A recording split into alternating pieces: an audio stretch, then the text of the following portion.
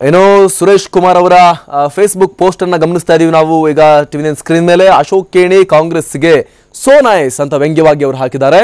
ಏನು ಸಚಿವ ಜಯಚಂದ್ರ ನೇತೃತ್ವದ ಆಗ್ಲೇ ಹೇಳ್ತಾ ಇದ್ವಿ ನಾವು ಸದನ ಸಮಿತಿ ನೀಡಿರುವ ನೈಸ್ ಅವ್ಯವಹಾರ ಕುರಿತ ವರದಿಯ ಹಣೆ ಬರಹ ಏನು ಅನ್ನುವಂತ ಪ್ರಶ್ನೆಯನ್ನ ಕೂಡ ಇಲ್ಲಿ ಸುರೇಶ್ ಕುಮಾರ್ ಮಾಜಿ ಕಾನೂನು ಸಚಿವರು ಇವರು ಈಗ ಇಲ್ಲಿ ಪ್ರಶ್ನೆಯನ್ನ ಮಾಡಿರುವಂತದ್ದು.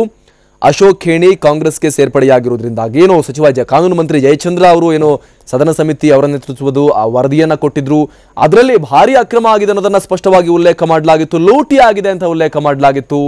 ಜಯಚಂದ್ರ ಕಾಂಗ್ರೆಸ್ ಸರ್ಕಾರದಲ್ಲಿ ಪ್ರಭಾವಿ ಸಚಿವರು ಅವರ ನೇತೃತ್ವದ ಸದನ ಸಮಿತಿಯ ವರದಿ, ಅಂತವರನ್ನ ಅದೇ ಕಾಂಗ್ರೆಸ್ ಪಕ್ಷ ಶಾಲ್ ಹಾಕಿ ಬಾವುಟ ಕೊಟ್ಟು ಸೇರಿಸ್ಕೊಳ್ತಾ ಇದೆ ಅಂತ ಹೇಳಿದ್ರೆ ಇದು ಯಾವ ರೀತಿ ರಾಜಕೀಯ, ಆ ವರದಿಯ ಕತೆ ಏನಾಗುತ್ತೆ ಅನ್ನುವಂತ ಪ್ರಶ್ನೆಯನ್ನ ಈಗ ಬಿಜೆಪಿ ನಾಯಕ ಮಾಜಿ ಸಚಿವ ಸುರೇಶ್ ಕುಮಾರ್ ಅವರು ಕೇಳಿದ್ದಾರೆ.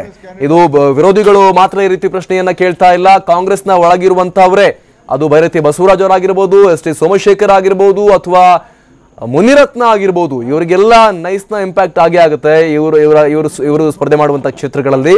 ಹೀಗಾಗಿ ಅವರು ತೀವ್ರ ವಿರೋಧವನ್ನ ವ್ಯಕ್ತಪಡಿಸ್ತಾ ಇದ್ದಾರೆ. ಜೊತೆಗೆ ಧರ್ಮ್ ಸಿಂಗ್ ಫ್ಯಾಮಿಲಿ ಕೂಡ ತೀವ್ರ ವಿರೋಧವನ್ನ ವ್ಯಕ್ತಪಡಿಸ್ತಾ ಇದೆ ಖೇಣಿ ಕಾಂಗ್ರೆಸ್ ಸೇರ್ಪಡೆಗೆ ಸಂಬಂಧಪಟ್ಟ ಹಾಗೆ. ಇಷ್ಟೆಲ್ಲ ವಿರೋಧಗಳ ನಡುವೆ ಕೂಡ ಅವರನ್ನ ಸೇರ್ಪಡೆ ಮಾಡಿಕೊಳ್ಳಲಾಗಿದೆ.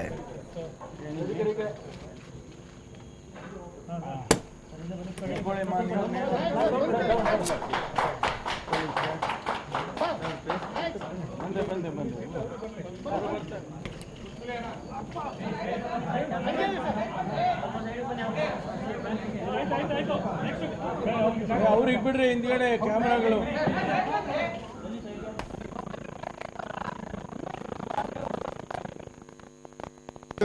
ಇವ್ರ ಮೇಲೆ ಸೋತವರು ನಮ್ಮ ಕಾಂಗ್ರೆಸ್ ಕ್ಯಾಂಡಿಡೇಟ್ ಆಗಿದ್ದವರು.